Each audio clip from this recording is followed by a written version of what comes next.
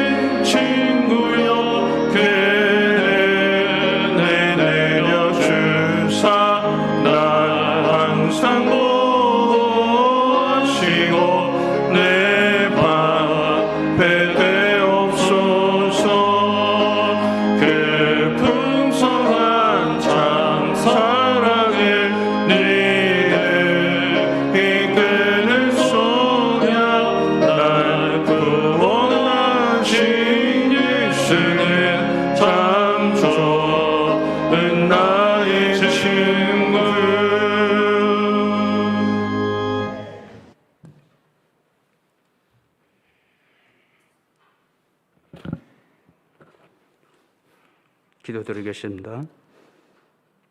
우리들의 목자이신 하나님, 저희들의 아빠 아버지이신 살아계신 하나님, 오늘도 새날 주셔서 거룩한 주일 예배를 함께하여 주시니 감사합니다. 한 주간도 질그릇같이 연약한 저희들을 존귀하게 여기시고 어려운 코로나 상황에서도 지켜주시고 은혜 주심을 감사드립니다. 지난 한 주간의 생활에서도 하나님은 우리에게 믿음을 말씀하시는데 하나님을 의식하지 못하고 생활했던 시간이 너무나 많았습니다. 지키기만 하면 살게 되는 법을 주셨지만 각자 자기 소견대로 안일한 인생을 살았음을 고백합니다. 우리들의 악과 죄를 용서하여 주시옵고 회개하고 돌이키는 은혜를 부어 주시옵소서. 살아계신 하나님 아버지, 하나님께서 창조하신 이 지구에 참혹함이 연이어 일어나고 있습니다. 마실 물조차 말라버린 가뭄과 수개월째 타고 있는 산불과 홍수와 지진과 전쟁과 기근 그리고 코로나 등 도대체 사람이 감당하기 힘든 일들이 휘몰아쳐 왔습니다. 하나님께서 지으신 창조 질서를 무너뜨린 저희들에게 강풍이 불어닥쳤습니다. 깨달아 알게 하시고 회복할 수 있는 지혜를 허락하여 주시옵소서. 어떤 크기, 어떠한 광풍이든지 하나님은 그것을 잠잠케 하시는 줄 믿사오니 하나님을 소망으로 삼아 구원을 얻게 해 주시옵소서. 살아계신 하나님 아버지, 이제 말씀을 듣습니다. 세우신 사자 목사님 성령의 능력으로 장중에 붙들어 주시고 말씀을 사모하는 심령 위에 은혜의 단비를 내려 주시옵소서. 믿음을 새롭게 정비하고 말씀 위에 서게 하시고 말씀에 벗어난 부득이한 신앙으로 곁길 가지 않게 해 주시옵소서. 거룩하게 살아보려고 애쓰는 성도에게 새 힘을 주시고 믿음이 낙심되지 않도록 날마다 은혜가 충만케 해 주시옵소서. 이제 저희들의 명절 추석을 맞이하였습니다. 복되게 하여 주셔서 성도로 구별되게 하시고 하나님의 은혜를 입은 자답게 모두를 섬기며 사랑을 나누게 해 주시옵소서. 주위에 소외된 자, 가난한 자, 질병으로 고통하는 우리 성도, 낙심한 자와 함께 할 수 있는 복 있는 교회와 성도의 교제가 있게 해 주시옵소서. 존귀하신 예수님의 이름 받들어 감사하며 기도드리옵나이다. 아멘.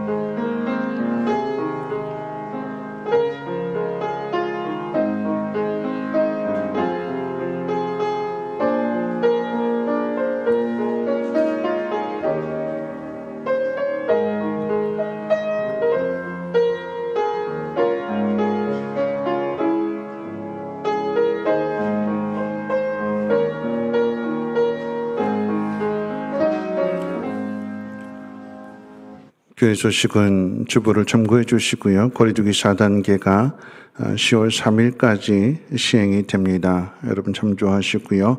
또 나보지학교 지원자 모집이 게시판에 게시되어져 있습니다. 참고하시고 많이들 독려하셔서 많은 분들이 참여할 수 있도록 여러분 더 많이 관심 가져주시고요. 추석 연휴 기간 동안에 새벽 예배는 있습니다. 다만 차량 운행이 없다라고 하는 것 기억하시고 연휴 마지막이 되는 수요일 일부 예배는 없고 저녁 예배만 있다는 것 여러분 참고하시고요. 특별히 아프신 분들 위해서 기도할 때에 박창구 집사님이 다리 수술을 받으셔서 에이스병원에 입원해 계시고 또 주보에 나와 있지 않습니다만 김일섭 집사님이 조금 위독해지셔서 중앙대학병원 중환자실에 입원해 있습니다. 일주일이 고비라고 하는데 추석 명절 기간 동안에 여러분들 마음 써주셔서 함께 기도에 힘써 주시기를 부탁을 드리겠습니다. 하나님 말씀 보도록 하겠습니다. 하나님 말씀은 요한복음 4장 46절 말씀부터 54절 말씀까지 보시겠습니다. 요한복음 4장 46절로 54절까지의 말씀을 제가 봉독합니다. 예수께서 다시 갈릴리 가나에 이르시니 전에 물로 포도주를 만드신 곳이라. 왕의 신하가 있어 그의 아들이 가버나움에서 병들었더니 그가 예수께서 유대로부터 갈릴리로 오셨다는 것을 듣고 가서 청하되 내려오셔서 내 아들의 병을 고쳐주소서 하니 그가 거의 죽게 되었습니다. 예수께서 이르시되 너희는 표적과 기사를 보지 못하면 도무지 믿지 아니하리라. 신하가 이르되 주여 내 아이가 죽기 전에 내려오소서. 예수께서 이르시되 가라 내 아들이 살아있다 하시니 그 사람이 예수께서 하신 말씀을 믿고 가더니 내려가는 길에서 그 종들이 오다가 만나서 아이가 살아있다 하거늘 그 낫기 시작한 때를 물은즉 어제 7시에 열기가 떨어졌나이다 하는지라. 그의 아버지가 예수께서 네 아들이 살아있다 말씀하신 그때인 줄 알고 자기와 그 온 집안이 다 믿으니라. 이것은 예수께서 유대에서 갈릴리로 오신 후에 행하신 두 번째 표적이니라. 아멘. 임마누엘 찬양대원의 찬양이 있겠습니다.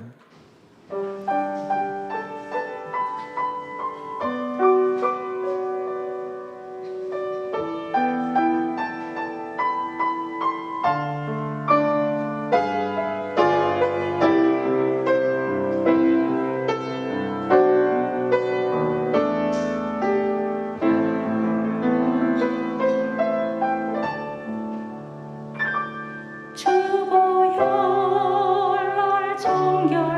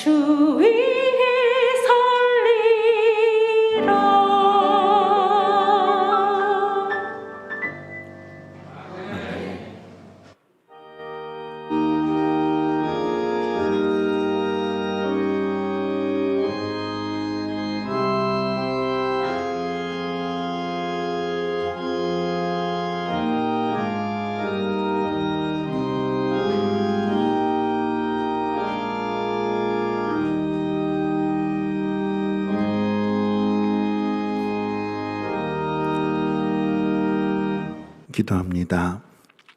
하나님, 우리 찬양의 고백을 들으셨습니다. 이제 나를 위해 사는 것이 아니요 나를 구원해 주신, 나를 위하여 자신의 생명을 아낌없이 내어주신 주님을 위해 살겠다라고 하는 이 고백을 따라 먼저 하나님을 예배하는 믿음의 사람들을 하나님 돌보아 주시고, 저들이 행하는 모든 일들 가운데 하나님의 영광을, 하나님의 높으신 뜻을 나타내게 하옵시고, 연약해진 우리의 손 가운데 하나님의 손을 포개어 주시고 얹어 주심으로 인하여 우리는 할 수 없으나 하나님의 손이 그 일을 이루어 주시고 주의 영광 나타내 주옵소서. 이 예물이 씌어지는 곳곳마다 하나님의 높고 위대하신 그 놀라우신 은혜가 많은 사람들에게 전하여지게 하시고 저들도 위로와 소망을 찾게 해 주시옵소서. 들은 손귀 하나님 복되게 하사 줄이지 않게 하시고 하나님의 은혜 풍성한 복을 누리게 하옵소서. 오늘 하나님 말씀을 듣습니다. 하나님 부르심의 소망이 어디인지를 마음 가운데 새기게 해 주시고 즐거이 순종하며 따를 수 있도록 하나님 인도해 주옵소서. 우리 구주 예수님의 이름으로 기도하옵나이다. 아멘. 네, 한 주일 동안도 편안하게 잘 지내셨는지요? 우리 옆에 분하고 함께 이렇게 인사 나누도록 하겠습니다. 사랑하고 또 사랑합니다 하고 인사합니다. 네, 사랑하고 또 사랑합니다. 네, 잠깐 봤는데 어떤 분이 이렇게 인사하면서 이렇게 손으로 이렇게 했어요. 한 번 더 할까요? 네, 우리도 이렇게 네, 사랑하고 또 사랑합니다. 네, 사랑하고 또 사랑합니다. 이렇게 그렇죠? 네. 민족의 명절 추석을 이틀 앞에 둔 주일입니다. 추석은 한 해의 추수를 감사하는 우리나라 고유의 명절이지요. 가을의 풍성함을 가지고 가족들을 만나게 될 것입니다. 그런데 명절 때마다 겪는 일이지만 예수를 믿지 않는 사람들은 금요일 밤부터 명절 연휴가 시작이 되는데 예수 믿는 사람들은 연휴 중간에 주일이 있습니다. 연휴가 반토막 난 것이 아니라 먼저 하나님을 예배해야 하기에 하나님을 먼저 생각하고 그 하나님을 예배하는 여러분들의 믿음 위에 무엇이 우선인가, 무엇이 중요한가, 여러분의 삶의 모든 환경들 속에서 질서가 잡혀지게 되고 그러므로 인하여 하나님의 위로와 하나님의 복이 여러분들의 가정과 산업위에 충만해지시기를 주님의 이름으로 축원을 드립니다. 지난 목요일 가을 노회를 앞에 두고 임원회의가 있어서 공주에 있는 한 교회에 다녀왔습니다. 공주는 밤이 유명하지요. 지금이 가장 좋을 때라고 하는데 높지 않은 나무에 밤송이들이 튼실하게 달려있는 것을 볼 수 있었습니다. 밤을 볼 때마다 참 신기한 것이 있습니다. 밤은 다른 열매들과는 다르게 밤을 먹기 위해서는 세 가지 난관을 극복해야 됩니다. 첫째는 겉에 둘러싸인 밤 가시를 극복해야 되고, 둘째는 그 가시를 벗겨냈더니 그 안에 딱딱한 껍질이 있습니다. 이것을 벗겨내고 나면 세 번째로 부드러운 속껍질을 만나게 되는데, 아무리 껍질에 영양분이 많다고 해도 밤의 껍질은, 속껍질은 절대 먹을 수 없습니다. 왜 먹을 수 없을까요? 네, 먹으면, 그렇죠? 껍질하고 과육하고 함께 먹게 되면 그 달콤한 맛이 떫은 맛에 가려져서 떫은 맛밖에 안 나요. 그래서 곧 뱉게 되지요. 밤을 제대로 먹으려고 하면 껍질을 벗겨내야 할 것입니다. 그러면 달콤한 과육을 맛볼 수 있습니다. 밤을 먹는 과정이 왜 이렇게 복잡한지에 대하여 재미있는 해석이 있습니다. 사과나 배처럼 쉽게 나무에서 열매를 딸 수 있는 과일들은 열매와 씨가 분리되어져 있습니다.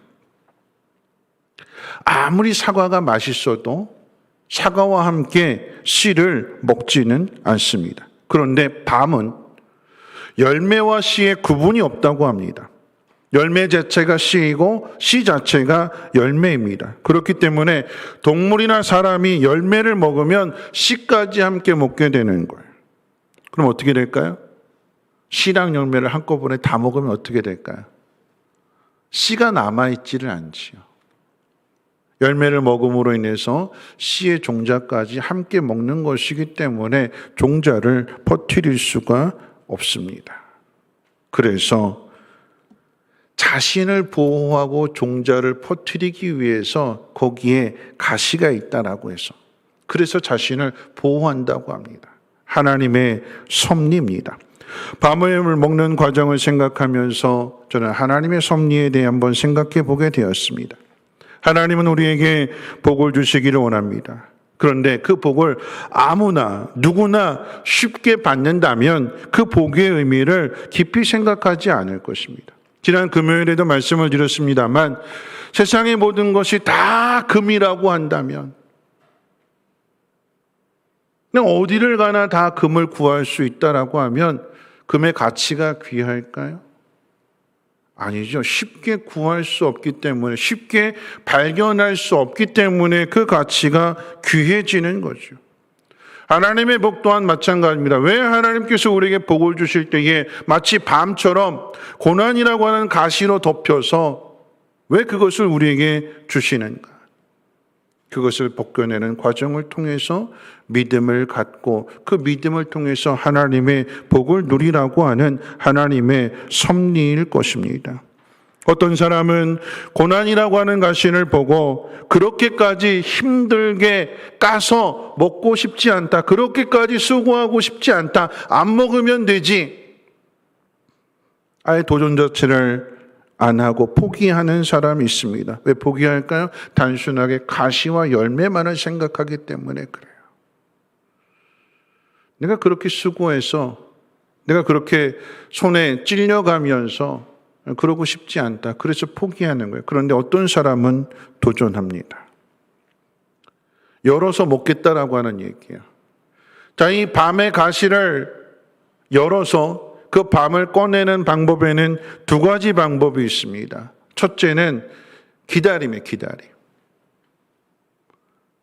가만히 있으면, 시간이 지나면 나무로부터 영양분을 받아서 이 안에 있는 밤이 튼실하게 자라서 막고 있는 이 밤의 가시를 열어 제끼는 거예요. 내가 열지 않아도 안에서 자라게 되니까. 따지 않아도 됩니다.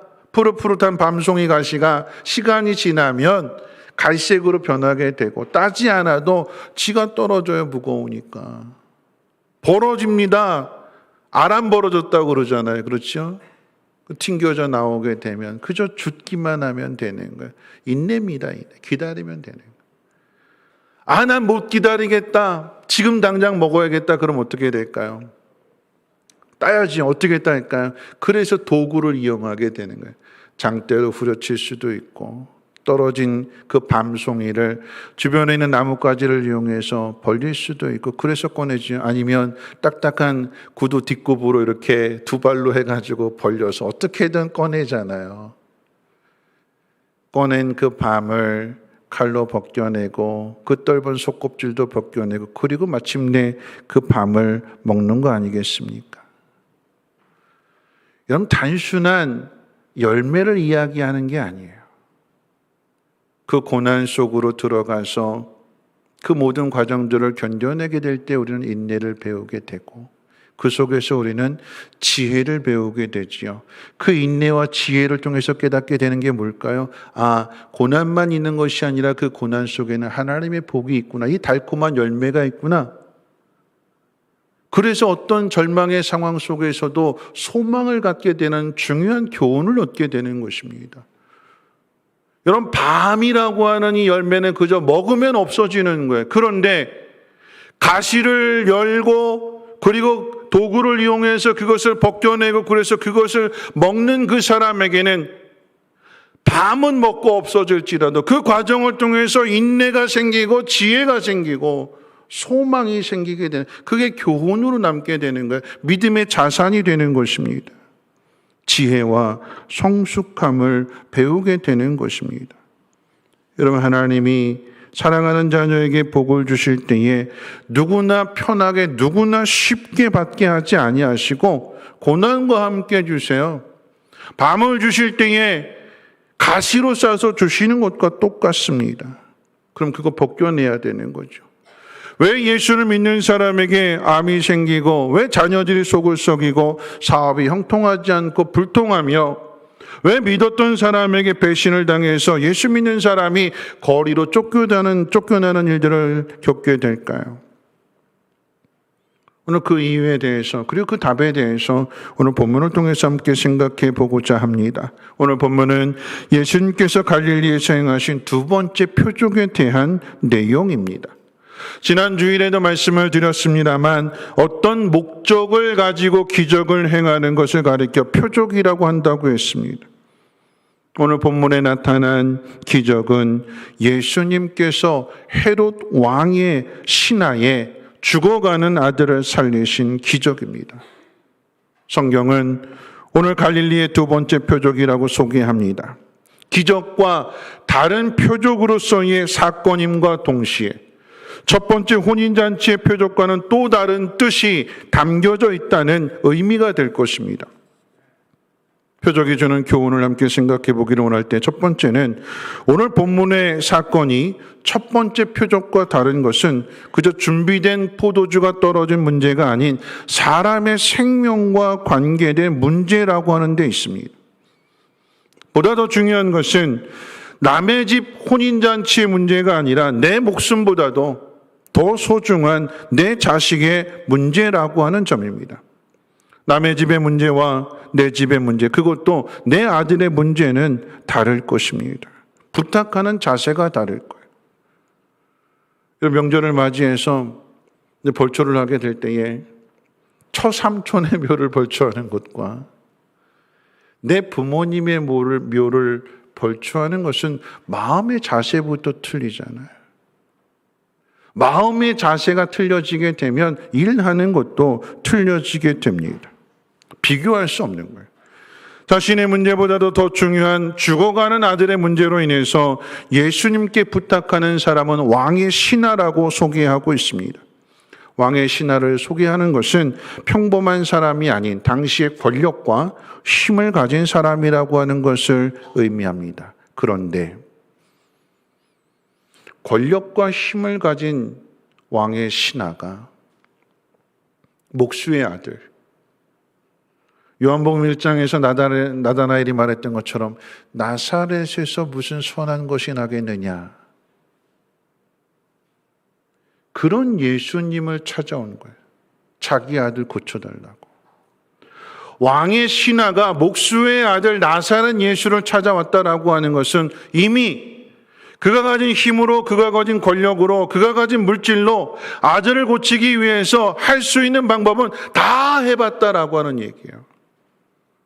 그러니까 목수의 아들을 찾아오는 거지요. 예루살렘 성전에서 예수님이 성전을 정결하게 하신 그 이야기를 듣고, 그 소문을 듣고 혹시라도 예수님이 고쳐주시지는 않을까 하는 기대감을 가지고 예수님을 찾아온 것입니다. 그만큼 간절하고 그만큼 다급한 문제입니다. 중요한 것은 간절함으로 예수님께 청을 하는 왕의 신하의 믿음이, 예수님을 생각하는, 예수님을 믿는 그 믿음이 어디까지냐 하는 점입니다. 요한복음 1장에서 앞서 보냄을 받은 세례 요한의 고백처럼, 보라, 세상의 죄를 지고 가는 하나님의 어린 양이다, 우리를 죄로부터 구원해 주실 메시아라고 하는 이 믿음을 가지고 예수님을 찾아온 걸까요? 아니지요. 왕의 신하가 예수님을 찾아와서 부탁하게 될 때 그의 믿음이 어디까지인지는 그의 말을 통해서 그 믿음의 수준이 드러나게 돼요. 여러분, 우리의 말을, 우리의 언어를 통해서 우리의 믿음이 그대로 드러나게 되는 거예요. 오늘 말씀 가운데 47절 말씀 가운데 보면 왕의 신하가 이렇게 부탁합니다. 내려오셔서 내 아들의 병을 고쳐주소서. 내려오셔서라고 하는 말은 우리 집에 가셔서 죽어가는 내 아들을 보시고 내 아들을 좀 고쳐주십시오라고 하는 부탁입니다. 예수님을 그저 의사로 자신의 문제를 해결해주는 해결사 정도로만 생각하고 있습니다. 자, 이런 요청에 대해서 예수님이 뭐라고 대답하시는지를 한번 보겠습니다. 우리 48절 같이 한번 읽어볼까요? 48절 말씀입니다. 시작. 예수께서 이르시되 너희는 표적과 기사를 보지 못하면 도무지 믿지 아니하리라. 여러분, 아들을 고쳐달라고 하는 요청에 대해서 이런 요청을 받을 때 예수님의 가장 쉬운 대답은 예스 아니면 노예요. 그래. 아니면 난 시간이 없어서 안 돼. 아니면 수르보닉의 여인처럼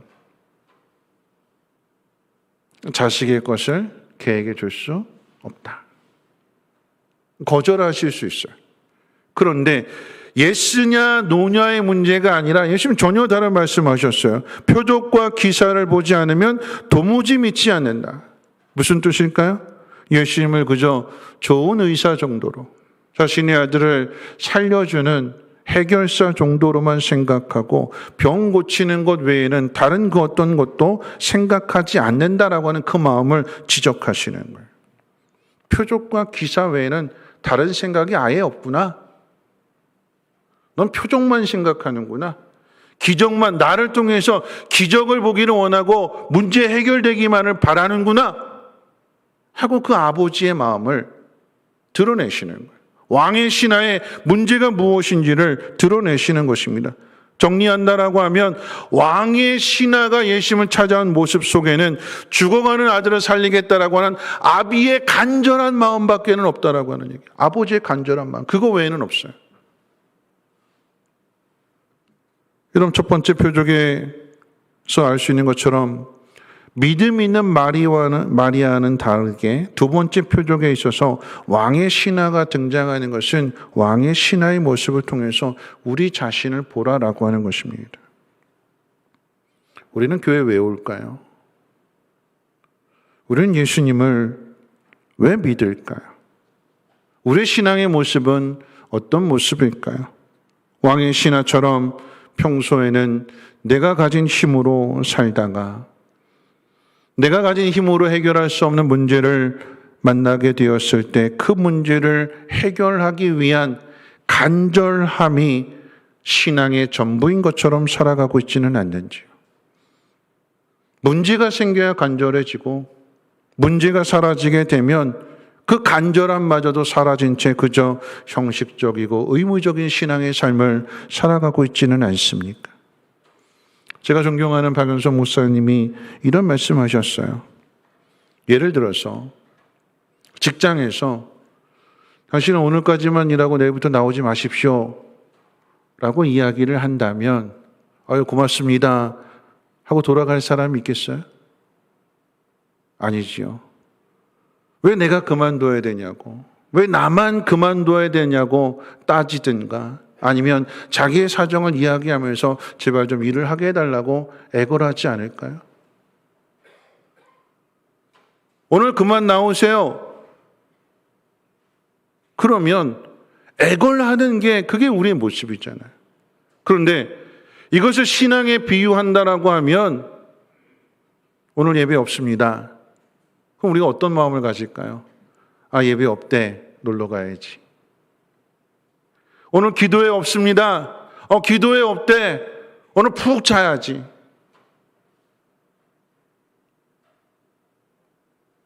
여러분, 코로나로 인해서 교회에 모이는 것은 안 되고 코로나임에도 불구하고 직장에서 일하기 위해서 사람들끼리 모이는 것은 괜찮고 식당에 가서 밥 먹는 것은 괜찮고 여러분, 그런 이중잣대를 가지고 살아가고 있지는 않는지요. 직장에서 그만 나오라고 하면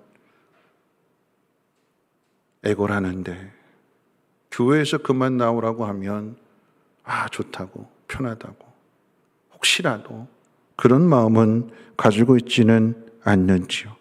오늘 본문의 표적이 우리에게 제기하는 문제는 이 아버지가 예수님을 찾아온 목적은 간절함밖에 없어요. 자신의 문제를 위해서 자신의 문제를 해결받겠다라고 하는 그 마음밖에는 없어요. 그게 문제라고 하는 것을 이 신하의 모습을 통해서 죽어가는 아들을 살려달라고 하는 그 간절한 마음을 가지고 나온 아버지의 모습을 통해서 우리에게 가르쳐주고 있는 거예요. 자, 그렇다면 예수님이 가르쳐 주시는 답은 무엇일까요? 두 번째 생각해 볼 것이 왕의 신하의 아들이 죽어가는 문제에 대해서 우리가 주목해야 되는 것은 신하의 아들이 어떤 병에 걸렸는지, 어떤 과정을 통해서 그 병을 얻게 되었는지에 대한 소개가 전혀 없다라고 하는 것입니다. 그저 열이 떨어졌다라고 하는 것밖에는 기록이 없어요. 어떤 병인지, 얼마만큼 아팠는지, 어떻게 해서 그 병을 얻게 됐는지에 대한 이야기가 전혀 없어요. 아들의 이야기가 아니라 신하의 문제를 다루고 있어요. 아버지의 문제를 다루고 있다라고 하는 것입니다. 다시 말하면 아들의 병의 문제가 아닌 신하의 믿음의 문제입니다. 그래서 아들의 병을 고쳐달라고 하는 이 신하의 방법을 예수님이 거절하시는 거예요. 50절 말씀 같이 한번 읽어볼까요? 50절입니다. 시작. 예수께서 이르시되 가라 내 아들이 살아있다 하시니 그 사람이 예수께서 하신 말씀을 믿고 가더니. 여러분, 성경에 기록된 질병의 문제들로 인해서 고침을 받고자 또한 기적을 바라고 나오는 사람들의 대부분은 다 치료의 방법만 이야기해요. 예를 들어서 열왕기하 5장에 기록되어져 있는 아람 나라의 군대 장관 나아만의 문둥병에 대해서 한번 생각해 본다면 나아만 장군이 엘리사를 찾아왔을 때 엘리사는 밖에 나가지도 않고 보지도 않고 종호시켜서 요단강에 가서 7번 씻으라 그랬다고 그랬잖아요. 거기에 대해서 이 나아만 장군이 발끈했다고 그랬어요. 왜 발끈할까요? 두 가지 이유죠. 첫째는 치료하려면 내 상태가 어떤지를 봐야 되는 거 아니냐. 답이 나오려면, 진단을 하고 처방이 나오려고 하면 환자의 상태를 확인해야 되는 거 아니냐. 환자의 상태를, 내 상태를 확인해 보지도 않고 답을 낸다고 하면 내가 그 답을 어떻게 믿을 수 있느냐. 믿지 못하겠다라고 하는. 날 봐야지, 나를 만나야지. 두 번째 발끈한 이유 중에 하나가 뭐냐면 문둥병이라고 그랬잖아요. 피부질환입니다. 피부가 썩어 들어가요. 그러면 이건 깨끗해야 되는 거예요. 엘리사가 가르쳐준 방법은 요단강물에 가서 씻으라고 할 때 나아만 장군은 물의 문제를 생각하게 되는 거예요. 요단강물보다 우리나라에는 다메섹에 있는 그 강물이 더 깨끗하지 않느냐. 물의 깨끗함, 수질 문제를 이야기해요. 나를 봐야 되고 처방으로 내려준 그 약이 어떤 게 더 효과가 있느냐, 이것만을 생각하는 게 우리들의 모습이에요. 인간의 모습이에요. 오늘 본문에 왕의 신하도 똑같은 거예요. 내려오셔서 내 아들을 좀 보시고 상태가 어떤지를 좀 확인하시고 그에 맞는 처방을 내려주십시오. 고쳐주십시오. 이게 왕의 신하가 요청하는 방법이에요. 치료의 방법이에요. 그런데 예수님은 치료의 방법을 말씀하지 않으셨어요. 뭐라고 하셨어요? 가라, 내 아들이 살아있다. 치료의 문제가 아니라 무슨 문제예요? 믿음의 문제.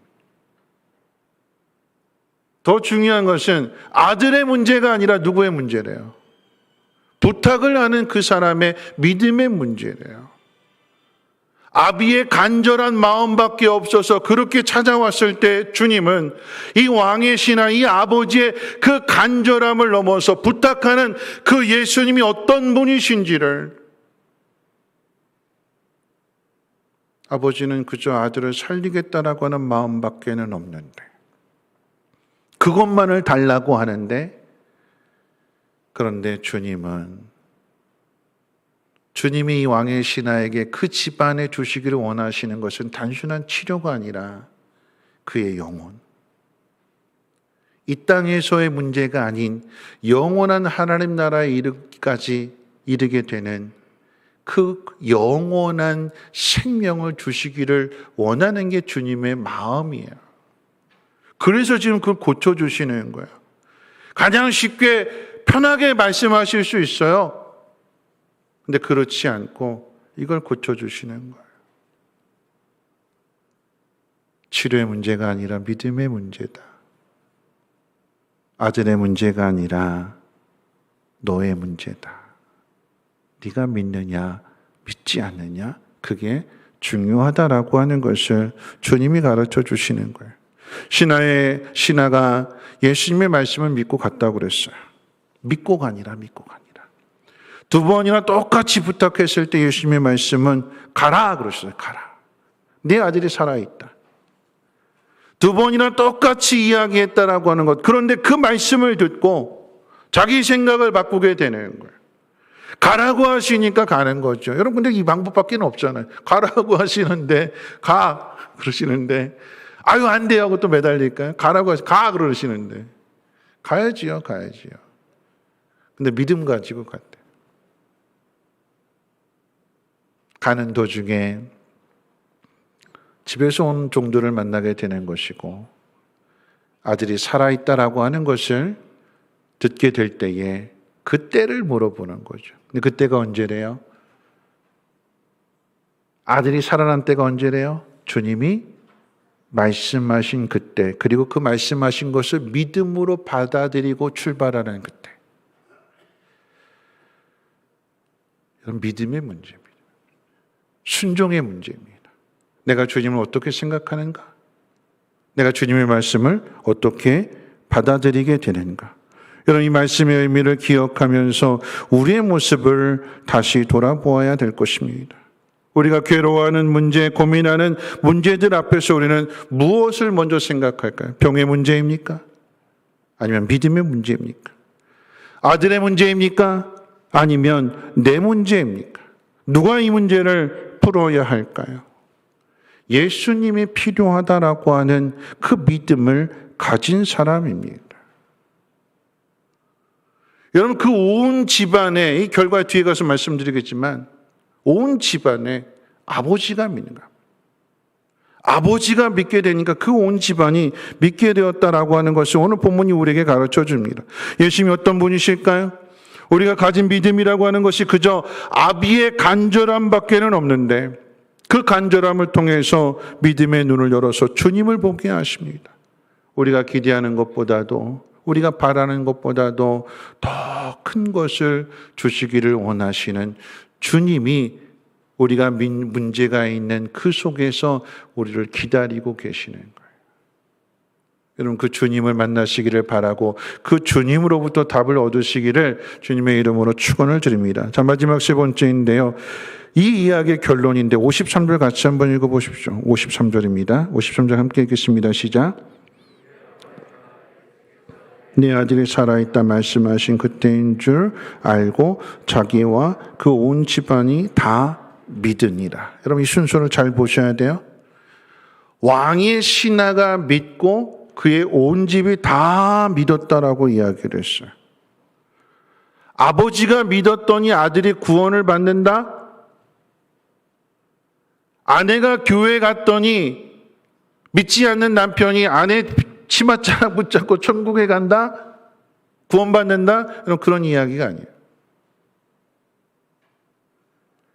그저 열심밖에, 간절함밖에 없어서 예수님을 찾아왔는데 예수님이 어떤 분이신지를 알고 깨닫게 되었을 때, 여러분, 여기 아버지의 사랑, 아버지의 열심이 등장하게 되는 거예요. 여러분, 자식이 죽어가고 있고 자식이 병들어서 앓고 있는데 가만히 있을 부모가 있겠어요? 그 집안을 대표로, 그 집안을 구원하기 위한 그 아버지를 하나님께서, 왕의 신하를 하나님께서 그 열심을 가지고 예수님을 필요하다라고 하는 것을 인식하고 그것이 예수님 앞에 나오게 한 거예요. 열심 가지고 나왔어요. 근데 병 고침을 통해서 예수님이 어떤 분이신지를 깨닫게 되고 믿음의 문제를 깨닫게 될 때에 이 믿음을 가지고 돌아간 그 아버지가 아들에게 설명해 주는 거예요. 온 가족에게 설명해 주는 거예요. 나에게 말씀하신 그때 네가 나은 거야. 해열제 먹어서 나은 것도 아니고 네 스스로 살아야겠다라고 하는 의지를 통해서 면역력이 생겨서 그래서 살아난 것이 아니라 예수님이 나사렛 예수가 너를 고쳐주신 거야. 이 사실을 전하니까 어떻게 해요? 믿는 거예요. 그래서 어떻게 병 고침뿐만 아니라 영혼의 구원까지도 받게 되는 거죠. 하나님이 이 일에 왕의 신하를 사용하시는 거예요. 여러분, 가정에 있는 그 문제들 속에서 누가 예수님을 필요로 하고 누가 그 예수님 앞에 간절한 마음으로 나오게 되는 걸까요? 하나님은 그 한 사람의 믿음의 눈을 열어주시고 믿음의 부유함을 허락해 주셔서 그 한 사람을 통해서 전하게 하시고 그 속에 열심이 들어있고 그 속에 사랑이 있고 그 속에 간절함이 들어있고 그랬더니 그 문제는 내 아들의 문제가 아닌 누구의 문제가 되는 거예요? 내 문제였어요. 그래서 나를 믿음으로 말미암아 부유하게 하시고 단지 병 고쳐주시는 분만이 아닌 생명의 주관자가 되시고 우리의 영혼을 구원해 주시는 하나님의 아들이시자 이 땅에 오신 메시아라고는 사실을 내가 먼저 믿고 전하니까 온 가족의 슬픔이 기쁨으로 바뀌게 되는 것이고 소망이 생기게 되는 거지요. 이런 말씀 맺으려고 합니다. 우리는 왜 예수를 믿는데 고난이 오는지 이해할 수 없다고 말합니다. 왜 암에 걸리는지, 왜 자녀가 속을 썩이는지, 왜 사업이 잘 안 되고 어려움을 겪는지 우리는 이런 일들로 아파합니다. 그런데 이 아픔이 우리에게 복이래요. 왜냐하면 이 아픔 때문에 간절함이 생기는 거예요. 아픔 때문에. 내가 아프든 내 자녀가 아프든 그래야 내 속에 간절함이 생겨요. 내가 주님 앞에 보여줄 수 있는 것은 그냥 간절함밖에는 없어요. 어떤 분인지 어떤 능력을 가지고 있는지 그럼 살려야겠다라고 하는, 살았으면 좋겠다라고 하는 간절함을 가지고 주님 앞에 찾아옵니다. 주님은 이 문제를 통해서 주님이 어떤 분이신지를 가르쳐 주고, 허리가 아픈 게 저주일까요? 코로나에 걸린 게 저주일까요? 암에 걸린 게 저주일까요?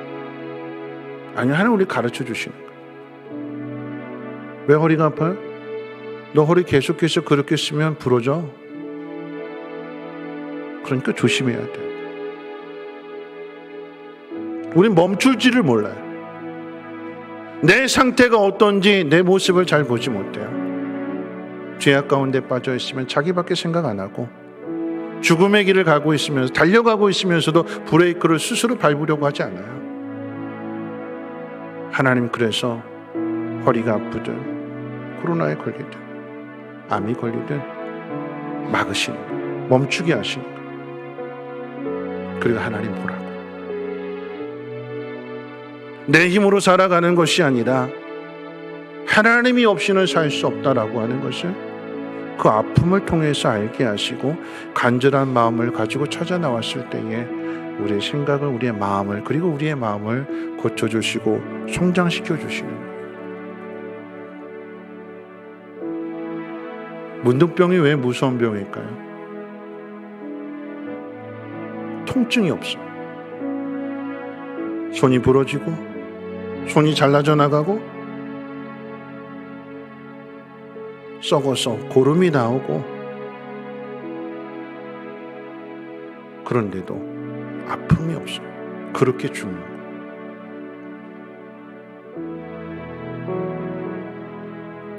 왕의 신하가 됐으니까, 성공했으니까, 권력을 가졌으니까, 힘을 가졌으니까 나 이제 아무런 문제 없다.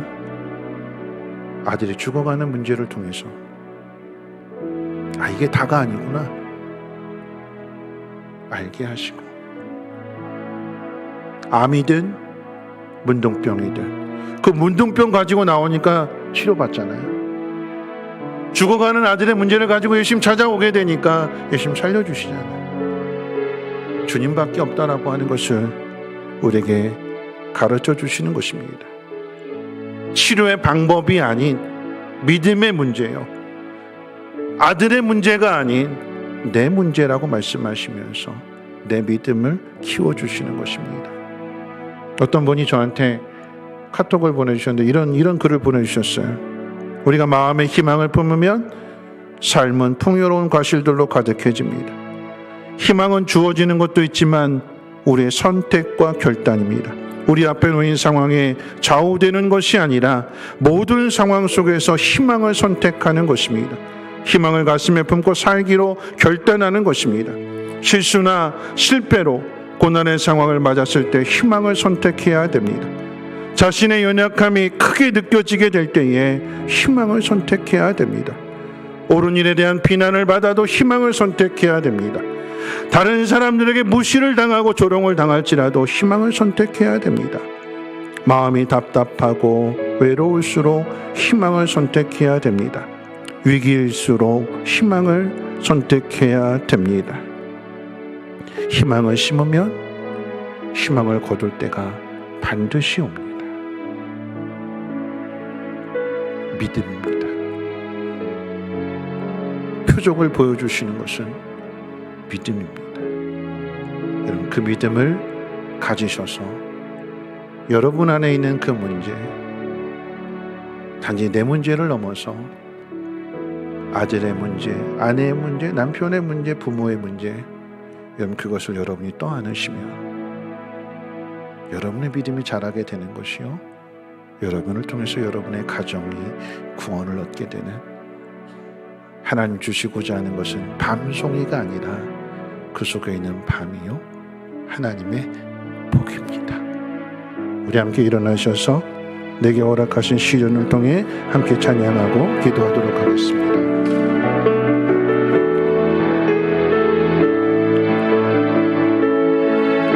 내게 허락하신 시련을 통해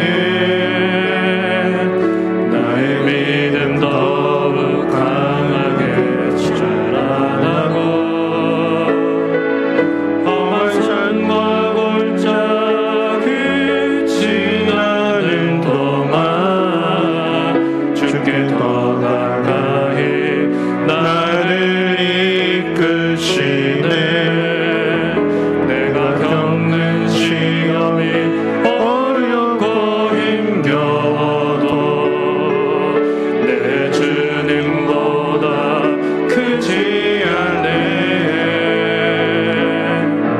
내 앞에 바다가 달라지지 않으면 주가 나로 바다 위 걷게 하리. 나는 믿네. 주의 능력으로 내 삶 새롭게 되리. 나는 믿네. 주의 능력으로 담대히 나가리라. 주와 함께 싸워 승리하리라. 날마다 믿음으로 나 살아. 나는 믿네. 나는 믿네. 주의 능력으로 항상 새롭게 되리. 나는 믿네. 주의 능력으로 담대히 나가리라. 주와 함께 싸워 승리하리라. 날마다 믿음으로 나 살아가리. 여러분 말씀 생각하면서 우리 함께 기도하실 텐데, 여러분 그거 아세요? 밤이 가시로 덮여 있고 딱딱한 껍질로 덮여 있고 떫은 껍질로 덮여 있어서 못 먹겠다 그러는데, 벌레는 그 가시를 뚫고 딱딱한 껍질을 뚫고 떫은 껍질을 뚫고 그 안에 있는 밤을 먹어요. 내가 못한다고 하는 일들, 포기하는 그 일들, 사단은 쫓아와서 그걸 빼앗아가는 거예요. 뺏기지 말아야죠. 내가 먼저 열어야지요. 그리고 그것을 내가 먹어야지요. 믿음의 문제라고 하십니다. 남의 문제가 아니라 내 문제라고 하시는 거예요. 하나님, 오늘 나에게 믿음을 주옵소서. 내 믿음을 통하여서 하나님이 어떤 분이신지를 전하며 가르침으로 인하여 온 가족이 다 예수 믿게 되는, 그리고 그 복을 누리게 되는 하나님의 그 영광을 보게 하옵소서. 우리 함께 통성으로 하나님 앞에 기도합니다. 거룩하신 하나님, 감사합니다. 하나님, 빼앗기지 않게 하옵소서. 못한다고 안 한다고 하는 것, 하나님, 그 밤 속에 하나님 그 벌레가 들어가서 그 모든 것을 다 갉아먹습니다. 내가 먹어야 할 것인데 하나님, 빼앗기지 않게 하시고, 어려울지라도 힘들지라도 하나님 주시는 지혜를 통하여, 또한 인내 믿음을 통하여서 하나님 그것을 이겨내게 해주시고, 하나님 그러함으로 인하여 하나님의 풍성한 그 능력을 하나님 깨달아 알게 하시고, 하나님 어떤 분이신지를 깨달을 때에 하나님 절망하지 않고 낙심하지 않고 참된 소망 가운데 나가게 하시고, 하나님 주시는 복을 누릴 수 있도록 하나님 은혜 베풀어 주시옵소서. 남의 문제가 아니라, 아들의 문제가 아니라 하나님 나의 문제임을 하나님 깨달아 알게 하시고, 내 연약한 믿음 하나님 도와주시기를 원합니다. 믿음의 눈을 열어서 주님을 보게 하옵소서. 그저 내가 나가는 것은 간절함밖에 없습니다. 주님밖에 없다라고 하는 그 간절한 마음을 가지고 나아가게 될 때에 주여 나를 불쌍히 여겨주시고, 나의 믿음 없음을 도와주셔서 나로 하여금 깨달아 알게 하시고 믿게 하시고, 순종함으로 인하여 주님의 그 놀라운 능력을 깨달게 알게 하시고, 또한 이것을 가족들에게 전함으로 인하여 온 가족이 예수 믿을 수 있는 그 은혜를 하나님 허락하여 주시옵소서. 우리 성민교회가 하나님 이 땅을 하나님 깨우기를 원합니다.